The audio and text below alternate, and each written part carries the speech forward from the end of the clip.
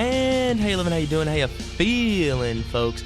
Back for another episode of the Bases Loaded podcast. Now, of course, we're back here in the Idiots Podcast studio, brought to you by the Idiots Podcast Network. Greatly appreciate them having me aboard. Of course, it's just me, as per usual, your favorite idiot number 0. My name's Zach. Hope you guys are doing better than all right, I guess.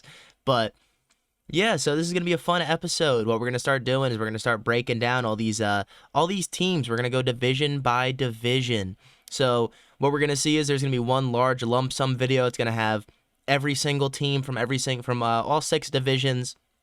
We're going to make one lump sum video, and then we're going to also have kind of divisions broken down a little bit. You'll see the AL East, AL West, you'll see all the different divisions kind of have their own video. So that'll also be nice if you want to look for a more targeted approach rather than just a all-encompassing episode. So with that being said, we're going to get right into this first episode, guys. And really what we're doing here is we're just kind of looking at these teams. I'm going to tell you, how I feel about them. If I like them, if I like the direction they went in this offseason, if I think they're kind of in a good place to start winning games and really turning over that next page and becoming a playoff caliber team to a potential World Series caliber team. So with that being said, the first league we're going to take on, or the first division we're going to take on, that's going to be the AL East. Now this division's an awfully exciting division, filled with several good teams from the Orioles, the Red Sox, the Rays, the Blue Jays, and even the Yankees. So there's going to be a lot of fun things to talk about, and we'll just get right into it, baby. So to start off the list, we're gonna start off with the Orioles, just keeping it fun. And really the one big thing I was able to take away from this team is that this team just has a ton of youth. I mean, if you look at their their starting lineup right now, they only have one guy in there that's over the age of 30 right now. Cedric Mullins is he's right there at 29 and a half, but really Ryan O'Hearn being the only guy over 30, and really he's just barely over 30. I think that just shows the youth movement that the Orioles have committed to over the last few seasons. And really, we saw last season how successful that youth movement was for them. And I think this is something they just want to keep moving forward with. I mean, they have a lot of young guys who have been very talented, have consistently been improving. I mean, we see that with, Santander, with Mountcastle. They got a ton of young guys coming up through the system. They're trying to see if they work, like Westberg and Jackson Holiday. Let's not forget about Ruxman from last year, and even Gunnar Henderson. So I like the lineup. I think the lineup is fun. It's a little different. It feels small ball-y, but they really do have a weird ability to just hit the damn ball. Something that's ultimately extremely important. And a lot of teams, I would say that they need a reliable bat. Now I would say that you probably don't really have that super duper reliable bat in this Orioles lineup, but I would argue that really I think there's a couple guys that are going to become reliable bats, and that's Gunnar Henderson, Ruxman. I mean, we've seen Mullins be a little worse over the past couple years, but I have a feeling that maybe this might be a little bit of a bounce back year for a guy like Cedric Mullins. Oh, let me get the 2023 stat sheet up. There we go. Today, please. There we go. All right, so yeah, I mean, we've seen Cedric Mullins play decently. Obviously, he's been getting slightly worse year in and year out. At least he's still there for the steals, playing good defense in the center field position. But I would like to see him climb his average up a little bit. Maybe we see some more steals from this team. This is a team that had a lot of steals from Jorge Mateo last year, who's now going to be bumped into the, I want to call it the clubhouse, into the dugout. So, I just think it's going to be interesting. This team did lose a lot of speed with moving Mateo to the bench, but I think that this team is just a fun team. It really is. The Orioles got a lot of fun team, just fun team possibilities to them. So I'm excited for their lineup.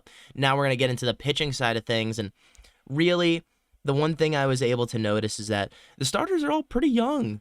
I mean, the oldest guy you got on there is Cole Irvin, and he's barely older than Tyler Wells and Corbin Burns. So, I don't mind their starting rotation now. I think not having Means or Bradish currently there, as Means is coming off of some elbow soreness and Bradish has a sprained elbow. So hopefully they'll be back by the time the season starts.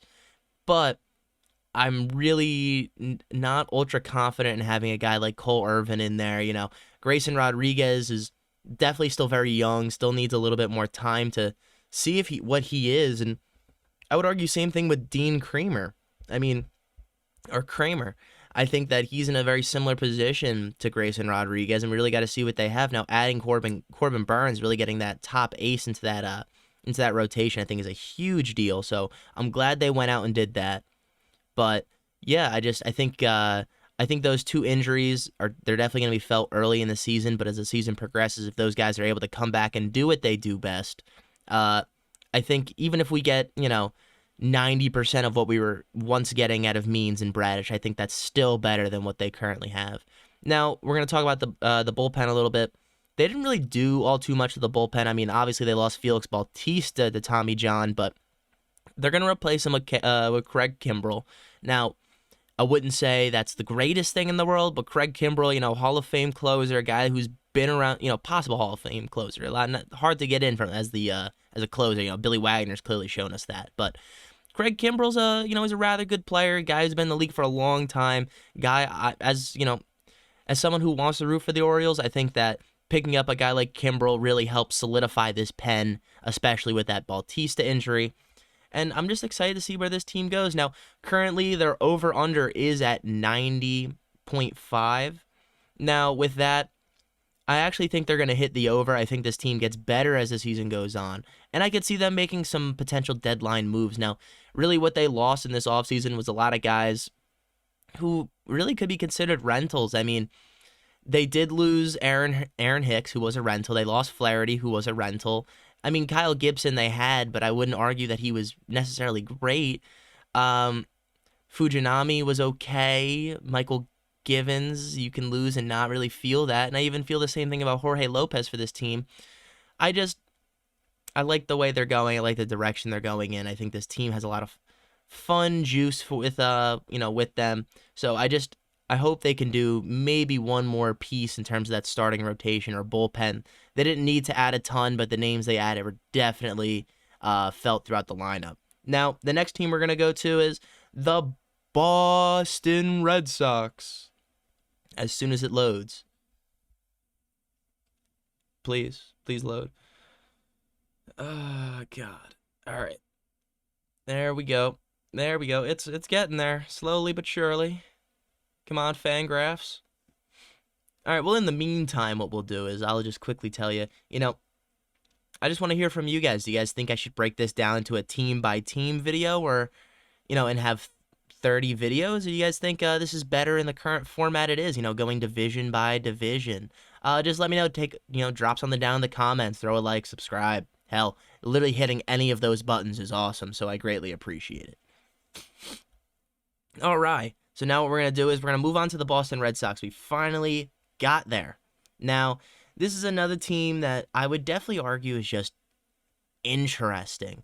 They went out and did some fun things in free agency, like picking up Tyler O'Neill, going out there, getting a guy like Vaughn Grisham in a trade, and they even went out there, picked up Giolito, definitely needed some starting pitching. This is what I'll say. They were also able to pick up Liam Hendriks, who's coming off of Tommy John. Guy should be good to come back and go. He's also coming back off of cancer. So, best of luck to Liam Hendriks, a guy I really like, a guy I hope can return to success. Now, the reason why I say this team is interesting is just because, I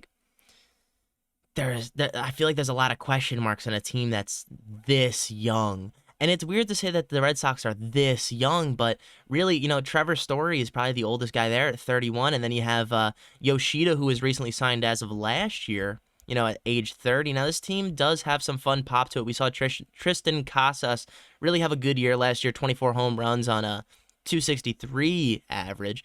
So we saw that was pretty nice. You always have Devers. Devers is a solid guy. Always excited to see him. I think adding Vaughn Grisham is definitely going to help in the back end. I think that's a solid second baseman for the time. I didn't realize Connor Wong was a catcher. I for some reason thought he was a second baseman. Delback's on the bench, which is awesome. And really, it's just this lineup it looks odd. Wilmer Abreu, Connor Wong, Tyler O'Neill, who isn't necessarily known for his ability to hit the ball. And then you also have guys in there like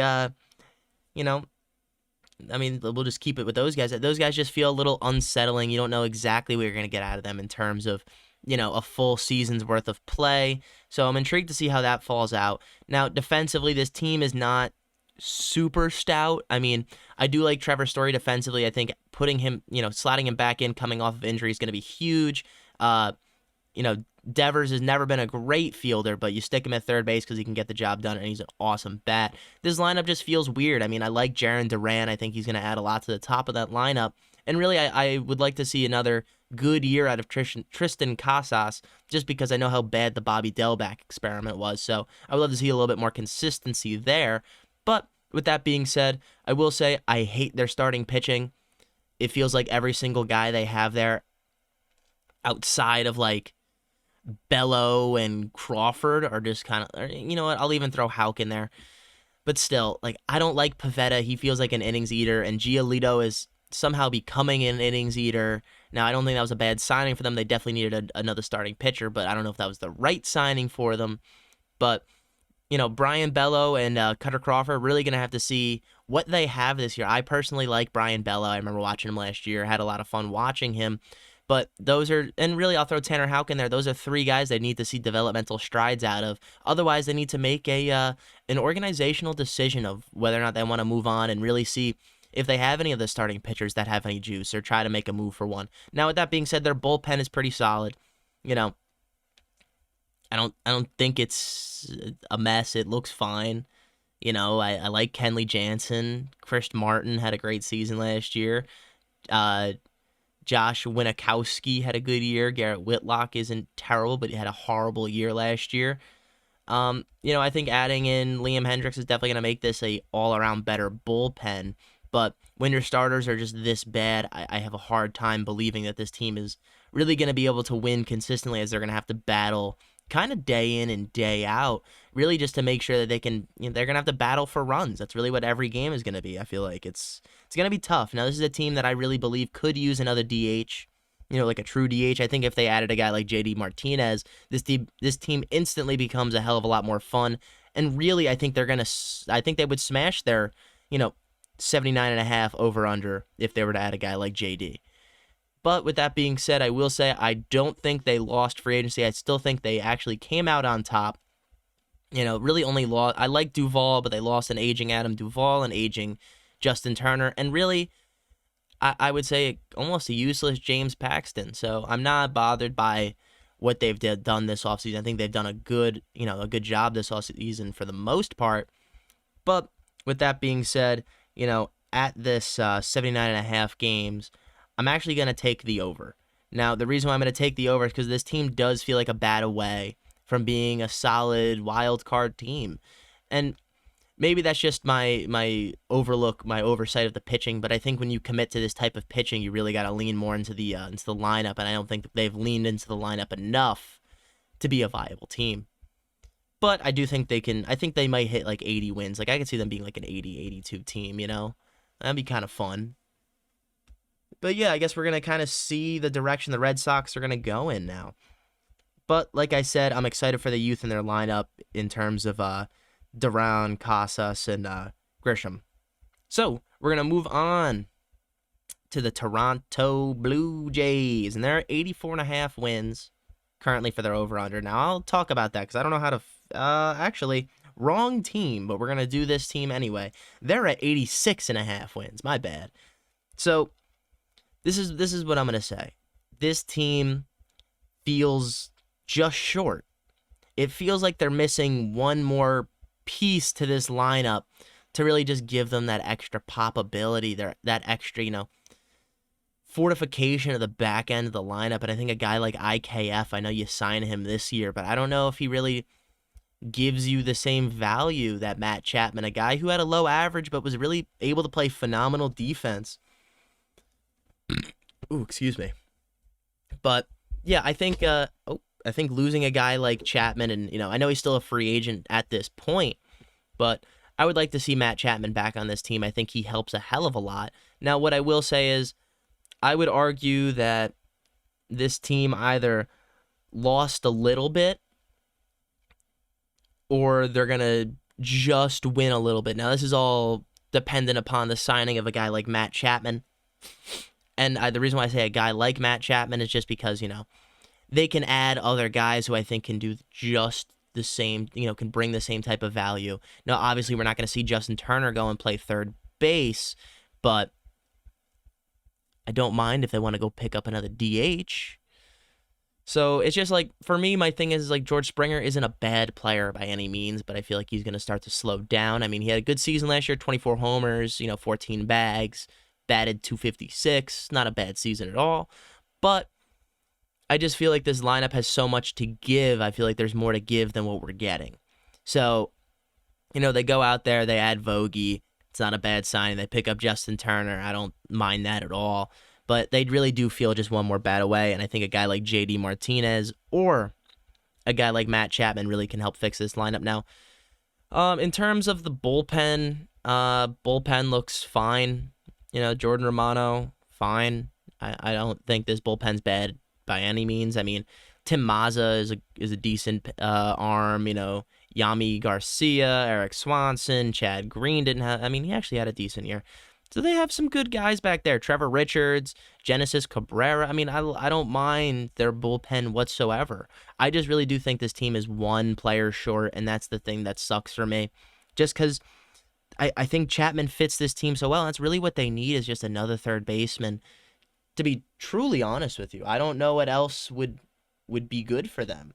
Now, MLB free. Now I'm going to look up some MLB free agents just to double check real quick, see who's left on the board, but I don't think we're going to need anything else outside of Chapman in terms of, the Blue Jays' performance in their lineup. I don't think they need anything else. I mean, I could see if they want to go after a DH. Oh, come on. One day, guys. One day I will be much faster than this. One day. We'll get there eventually. Come on, don't give me all statuses. Okay, this is what we're going to do. I'm just going to keep talking like nothing ever happened. Now, the one thing I will say is that from 2023 to 2024, I don't think this team has really changed enough to change my mind. So that's the one thing I just wanted to say with that. Now, 86.5 wins. I'm definitely going to put them at the under. Now, I just feel pretty solid with this. I don't know. I like the under here. I think the Blue Jays are more talk than they are walk. So now what we're going to do is we're going to move on to the Tampa Bay Rays. So let's just get everything to load real quick in due time, folks. I appreciate you waiting with me for the half second. Take this time to go, hey, I have other podcasts on here. I'm also on Spotify. Please feel free to drop a like, comment, subscribe. Either platform works. Both platforms is even better. Don't be afraid to reach out on the Instagram if you have a suggestion. Look, I'm a small podcast that's just looking to enjoy myself. So if I can give the people a better experience, I would greatly appreciate that. Oh my God. Come on, Tampa. Well, while we're kind of just sitting here, what I will say is I'd actually like the AL East. I think they're a very fun division. This team's got a lot of pop all around. Anything could happen. This is just a fun division. So with that being said, we're going to move on to the Tampa Bay Rays now. And honestly, the one takeaway I had from this team is that they're just weird. The Rays have always been a very weird team, but they just proceed to get weirder. Now, I like the signing in Ahmed Rosario. I think that was a pretty solid signing. I think we'll end up seeing him potentially get some work at that shortstop spot, maybe a little bit at second base. I could even see him in the outfield. They tend to move guys around a lot, so I do believe Ahmed Rosario is going to get a decent, chunk of playing time in here. I think he'll be pretty decent. I would also hope to see some more play time out of Harold Ramirez, but this is the Tampa Bay Rays. They just do what they're going to do. The Rays are going to Ray. Now, I'm excited to see another season of Isaac Paredes. He had a pretty good year last year, but I'm excited to see him back in action. Same thing with Randy Arozarena. Now, the one thing I did kind of want to talk about is just the fact that they lost Wander Franco, and this lineup is gonna feel it. Like, it's he shouldn't be on this team, obviously, as his circumstances kind of point to. But what I will say is that, losing that type of caliber player definitely has affected this lineup, and they didn't really replace him in any capacity. I mean, a lot of the guys are moving up through their system, or they've made, small trades in the past, but really the only thing they did is pick up Rosario on that side of the ball. So I still feel a little uncomfortable in terms of their lineup, but I know how the Rays work, so I'm confident enough that it feels weird, but they can get it done. Maybe one more ad, like a good DH, could be kind of fun. But then again, we still need to see what's going to happen. Can I just get my 2023 stats? All right, I guess no 2023 stats here. So what that's going to do is we're going to keep talking about this team. We're going to go into the pitching. Now, their pitching is just one of those. There's one of those teams that get the job done. You know what? Hold on. I'm going to pause it for half a second until I get the stats up. Give me 1 sec, folks. I'll be right back. All right, and we're back now with the Rays. So now I have their 2023 stats up. This makes my life just 1,000 times easier. But yeah, this team looks solid. Solid. This team looks flexible, but all right. I mean, more bend don't break type system. I mean, they added a guy, Ryan Pignot. Looks like he was a reliever last year. They're gonna have him start potentially. So that'll be interesting. Did add a little bit to the bullpen in Phil Maton and Tyler Alexander. Otherwise, in terms of everything else, I mean, they're just missing starting pitching. At some point, they're going to get Shane McClanahan back. I don't know if that's going to be this year or next year. It'd be nice to see them get a Jeffrey Springs return as well as a Drew Rassman return.